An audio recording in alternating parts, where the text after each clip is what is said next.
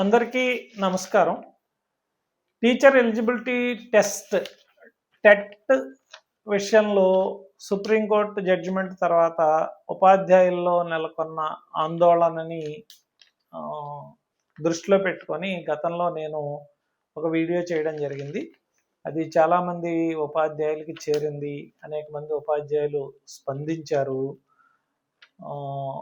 ఈ మధ్యకాలంలో సోషల్ మీడియాలో జరుగుతున్నటువంటి చర్చ అయితేనే, కొన్ని ప్రభుత్వ చర్యలు అయితేనే, వీటిని దృష్టిలో పెట్టుకొని ఈ రెండో వీడియో చేయడం జరుగుతోంది.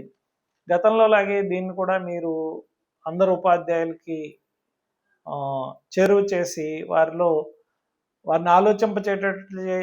చేసేటట్లు చేయాలి. పైగా వాళ్ళలో అవేర్నెస్ తీసుకొచ్చి దీనిపైన తగిన చర్య తీసుకోవడానికి ఉపాధ్యాయుల్ని సన్నద్ధం చేయడానికి వీలుంటుందనే ఉద్దేశంతో రెండో వీడియో చేయడం జరుగుతుంది.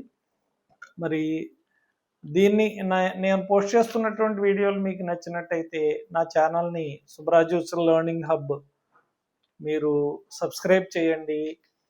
అలాగే బెల్ ఐకాన్ని కూడా మీరు యాక్టివేట్ చేసుకున్నట్టయితే నేను పెట్టిన వీడియోలు ఎప్పటికప్పుడు మీకు అలర్ట్గా రూపంలో రావడం జరుగుతుంది. ఇప్పుడు టెట్ విషయానికి వచ్చినట్టయితే, సుప్రీంకోర్టు జడ్జిమెంట్ విషయానికి వచ్చినట్టయితే, సుప్రీంకోర్టు తీర్పుని ఎవరు తప్పు పట్టడానికి వీల్లేదు. సుప్రీంకోర్టు సహజంగా ఉన్న చట్టాలని, నిబంధనల్ని ఆసరాగా చేసుకొని ఆధారంగానే తీర్పులు ఇస్తుంది. అయితే ఈ ప్రపంచంలో ఉన్నటువంటి ఆధునిక దేశాల్లో న్యాయ సూత్రాలు, న్యాయ సంహితలు దేని ఆధారంగా రూపొందుతాయంటే, 3 ముఖ్యమైనటువంటి సహజ న్యాయ సూత్రాల ఆధారంగా ఈ న్యాయ నిబంధనలు రూపొందించబడతాయి. న్యాయ సంహితలు, న్యాయ స్మృతులు రూపొందించబడతాయి. అది ప్రపంచంలో అన్ని దేశాలు అంగీకరించాయి, భారతదేశం కూడా అంగీకరించింది. ఆ 3 ఏంటంటే, మొట్టమొదటిది నెమో జూడెక్స్ ఇన్ కాసా సువా, లాటిన్ భాషలో ఉంటాయి ఇవి. అంటే no one should be a judge in their own case. అంటే ఒక వ్యక్తి తన పట్ల ఏమైనా ఆరోపణలు వచ్చినా లేదా కేసు తనదైనప్పుడు తనే జడ్జిమెంట్ ఇవ్వకూడదు. తను ఆ కేసులో జడ్జిగా వ్యవహరించడానికి వీలు లేదు. మనం చాలా సందర్భాల్లో చూసాం. సుప్రీంకోర్టు జడ్జెస్ మీద ఏమైనా ఆరోపణలు వచ్చినప్పుడు వారు వేరే బెంచ్కి మార్చడమో, లేకపోతే వారు ఆ బెంచ్ నుంచి తప్పుకోవడం, ఇవి చూస్తూ ఉంటాం సహజంగా. అలాగే అసెంబ్లీలో స్పీకర్ మీద ఎవరైనా ఆరోపణ చేస్తే స్పీకరు బయటికి వెళ్ళి వేరే వారిని స్పీకర్ స్థానంలో కూర్చోబెట్టి అసెంబ్లీలో, పార్లమెంట్లో చర్చలు జరిపించడం కూడా మనకు తెలుసు. ఇది ప్రపంచంలో అందరూ అంగీకరించినటువంటి సూత్రం. ఇక రెండోది audi alteram partem, hear the other side. అంటే ఒక ఫిర్యాదు చేసినప్పుడు అవతలి పార్టీ ఏం చెప్తుందో వాళ్ళ వాదన కూడా వినాలి అనేది చాలా ముఖ్యమైనటువంటి సహజ న్యాయ సూత్రం. ఒకవైపు వాదనే విని జడ్జిమెంట్ ఇవ్వకూడదు, రెండో వైపు వాదన కూడా వినాలి అనేది. సాధారణంగా కోర్టులు ఒక కేసు పెట్టగానే ఏం చేస్తాయంటే, అవతలి పార్టీకి దాని మీద కౌంటర్ వేసుకునే అవకాశం ఇస్తాయి. ఇది second principle of natural law, సహజ న్యాయ సూత్రాలకు అనుగుణంగా ఉన్నది. మూడోది మనకు అందరికీ తెలిసిందే, speaking orders or reasoned decision అంటారు. అంటే కోర్టులు ఇచ్చే తీర్పుల్ని లేదా పెద్ద మనుషులు ఇచ్చే తీర్పుల్ని ఎవరు తప్పు పట్టరాని విధంగా, నాకు అన్యాయం జరిగింది అనేటటువంటి భావన లేకుండా, ఎలాంటి పక్షపాతం లేకుండా తీర్పులు ఇవ్వాలి అనేది ఒక సహజ న్యాయ సూత్రం. ప్రపంచంలో ఉన్నటువంటి న్యాయశాస్త్రాలన్నీ వీటిల్ని అమలు చేస్తాయి. ఇవి ఎందుకు చెప్పుకోవాల్సి వచ్చిందంటే, టెట్ విషయంలో సుప్రీంకోర్టు జడ్జిమెంట్లో రెండవ సహజ న్యాయ సూత్రం అయినటువంటి ఆడి ఆల్టరమ్ పార్టమ్ పాటింపబడలేదేమో అనే సందేహం మనకు వస్తుంది. ఆ సందేహం రావడానికి కారణం ఏంటో చెప్తాను. కానీ అలా సుప్రీంకోర్టు రెండవ పార్టీ వాదన, అంటే ఉపాధ్యాయుల వాదన వెనకపోవడానికి సరైన కారణం ఉంది. ఎందుకంటే ఇది 86th అమెండ్మెంట్ ద్వారా, కాన్స్టిట్యూషన్ 86th అమెండ్మెంట్ ద్వారా పార్లమెంటులో కేంద్ర ప్రభుత్వం 21A నిబంధనని తీసుకొచ్చింది. 21కి సవరణ చేసి 21A free and compulsory education fundamental right చేసింది. 2009లో ఆమోదమైంది విద్యా హక్కు చట్టం. 2010 ఏప్రిల్ 1 నుంచి అమల్లోకి వచ్చింది. అంటే 15 ఏళ్ల క్రితం విద్యా హక్కు చట్టం అమల్లోకి వచ్చింది. 2002 డిసెంబర్లో అంటే 23 ఏళ్ల క్రితం ప్రాథమిక కోళ్ళ 21A సవరింపబడింది.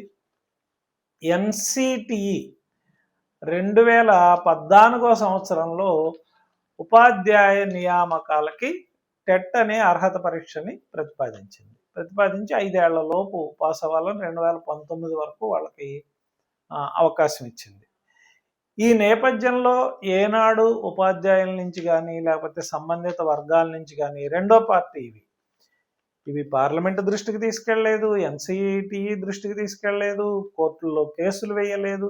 ఇంత సుదీర్ఘకాలం నడిచిన తర్వాత, చరిత్ర నడిచిన తర్వాత సుప్రీంకోర్టు రెండవ వాదన వినలేదు అని మనం ఆరోపించలేం. కానీ మరి ప్రతి పౌరుడికి రాజ్యాంగం కల్పించినటువంటి హక్కు, రైట్ టు కాన్స్టిట్యూషనల్ రెమెడీస్ ఉంది కాబట్టి మరి ఇప్పుడైనా సుప్రీంకోర్టు అదర్ పార్టీని వినవలసినటువంటి అవసరం ఉంది.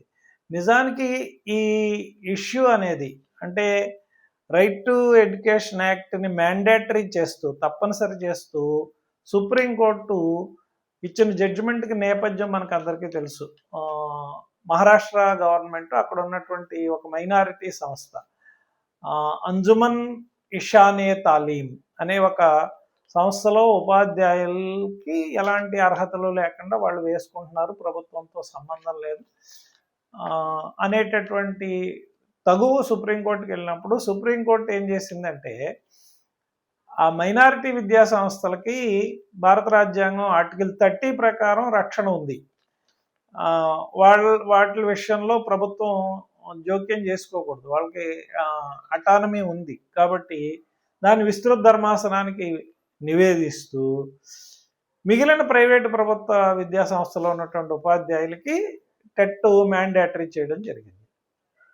సో ఇప్పుడు మనం ఉపాధ్యాయులుగా, ప్రభుత్వ ఉపాధ్యాయులుగా మనం చేయాల్సినటువంటి పని ఏంటంటే 2002 తర్వాత అంటే 2011కు ముందు అపాయింట్ అయినటువంటి ఉపాధ్యాయులకి టీచర్ ఎలిజిబిలిటీ టెస్ట్ని సుప్రీంకోర్టు మ్యాండేటరీ చేసింది. కానీ ఈ ఉపాధ్యాయులంతా టీచర్ రిక్రూట్మెంట్ టెస్ట్ వేరే పేరుతో ఉపాధ్యాయ అర్హత పరీక్షకు బదులుగా ఉపాధ్యాయ నియామక పరీక్ష పాస్ అయ్యి వచ్చారు. టెట్ టీచర్ ఎలిజిబిలిటీ టెస్ట్కి, టీచర్ రిక్రూట్మెంట్ టెస్ట్కి ఎలాంటి వైరుధ్యం లేదు, ఎలాంటి భేదాలు లేవు. టీఆర్టీకి ఏ సిలబస్ అయితే ఉపాధ్యాయులు చదివి పరీక్ష రాశారో టీఈటీ అంటే టీచర్ ఎలిజిబిలిటీ టెస్ట్ కూడా సేమ్ సిలబస్ ఉంది. కాబట్టి ఈ రెండు వేర్వేరు కాదు అనేది మొట్టమొదటి వాదన. కాబట్టి ఈ వాదనని మనం సుప్రీంకోర్టులో రివ్యూ పిటిషన్ ద్వారా మనం వినిపించే అవకాశం ఉంది.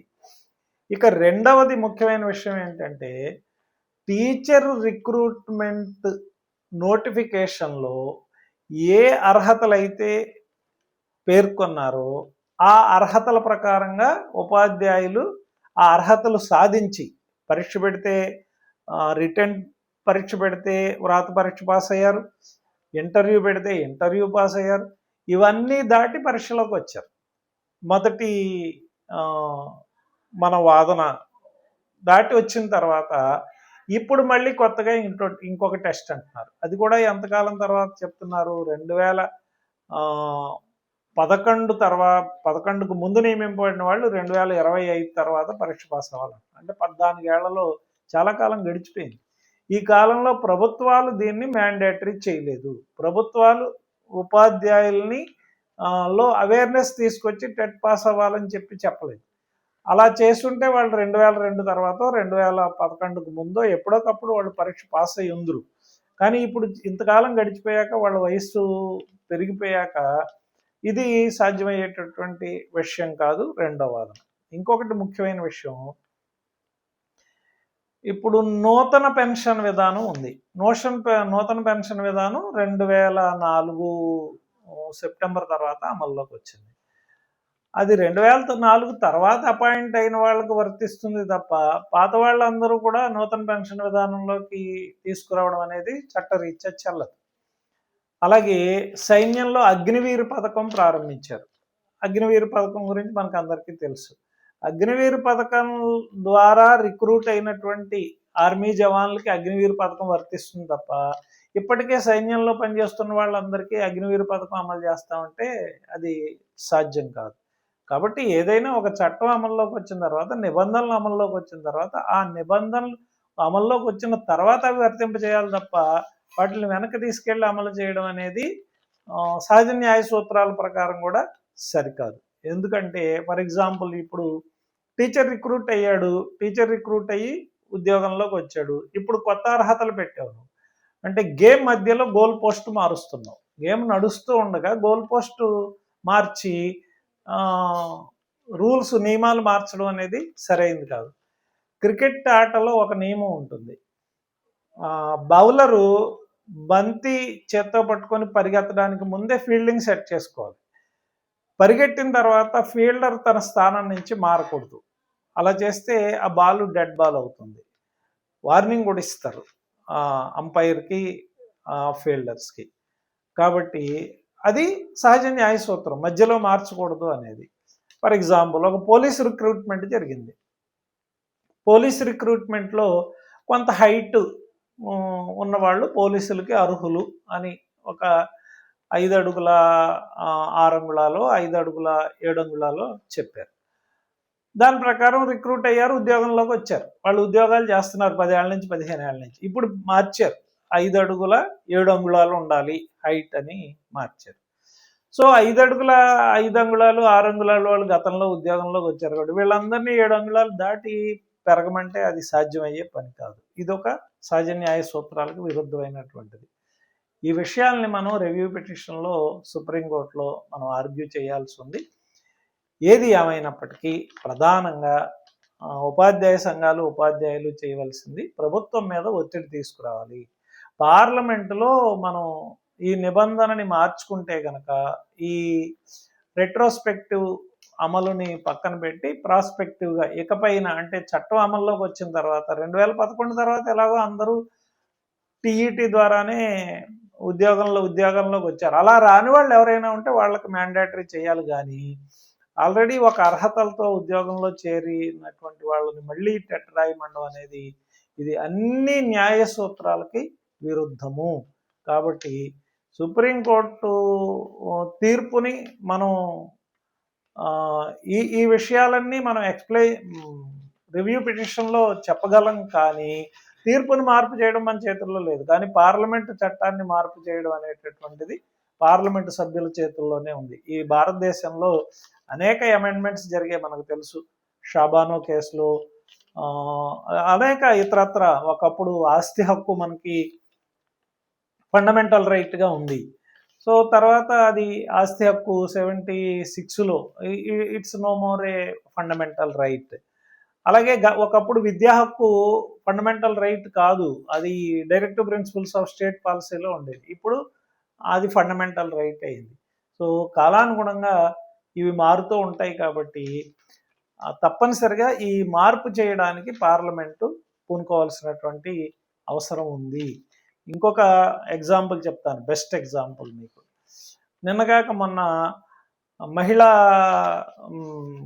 క్రికెట్లో మనం ప్రపంచ కప్పు గెలిచాం. అందులో మనందరికీ తెలుసున్నటువంటి మీడియం పేసర్ క్రాంతి గౌడ్ అనే అమ్మాయి మంచి కాంట్రిబ్యూషను ఇచ్చింది. ఆవిడ ఇస్తే ఆ గవర్నమెంట్ ఏం చేసింది, కప్పు గెలిచిన తర్వాత 2012లో వాళ్ళ నాయనని, తండ్రిని ఏదో ఎన్నికల సమయంలో ఆయన సరిగా విధులు నిర్వర్తించలేదని ఉద్యోగం నుంచి తొలగించారు.